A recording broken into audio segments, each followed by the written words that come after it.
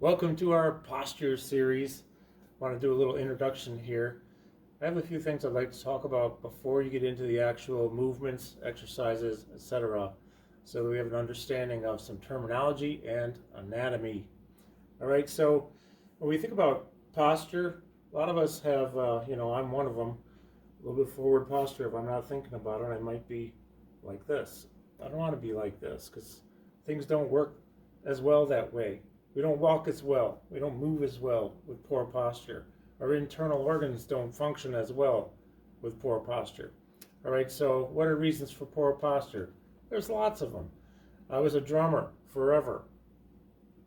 Okay, maybe we're at a desk, we're typing, we're looking at our phone, we're looking at our clipboard, we're looking at our tablet, we're at our desk, and we're hunched forward. So our head goes forward and our trunk goes forward.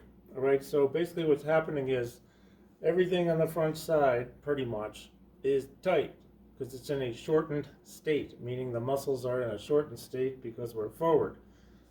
On the back side, things are in an elongated state.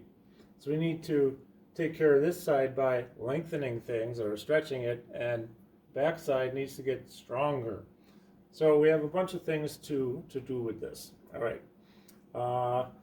Again, bad posture versus good posture. Good posture optimally would be draw a line from my ankle, through my knee, through my hip, through my shoulder, through my ear. Hopefully it's straight. One point of interest here is for every inch forward the head is beyond optimal posture, it weighs effectively 10 pounds more. So, for example, if your head weighs 13 pounds, that's about the average weight of a head, and it's forward 6 inches, not uncommon. You have 60 plus 13, 73 pounds effectively. Well, that can really pull you forward, lead to a higher risk of falling. All right, so you want to move better so we can be better balanced and reduce the risk of falling, have our internal organs work better, and just feel better. All right, so terms and anatomy. We're going to talk about flexion. So flexion is this.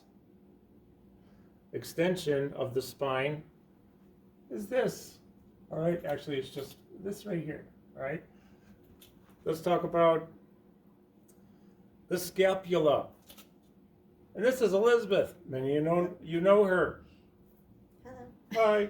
I'm going to have her do an about face turn 180 degrees. I'm going to show you her scapula. Shoulder blades, right here, right here. Scapula. If you shrug your shoulders and come up, that's scapular elevation. If you go down, scapular depression.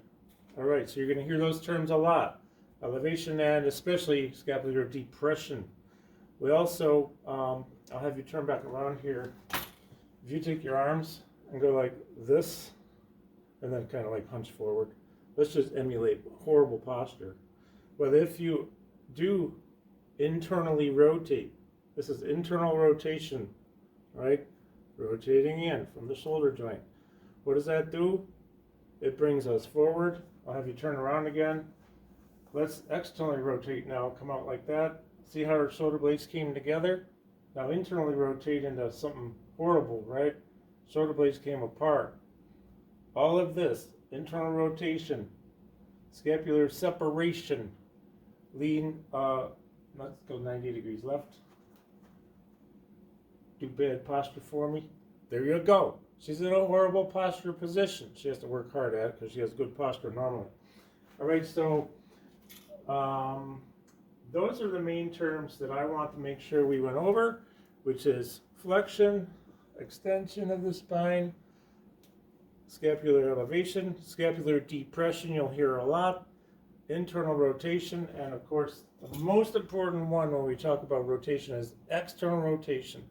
Palms are going to be out, or if you're on the floor, they're going to be up and out. Thumbs up, palms out. You'll see when we get there. So that's our introduction to posture. Now we're going to get into the exercises. Thank you.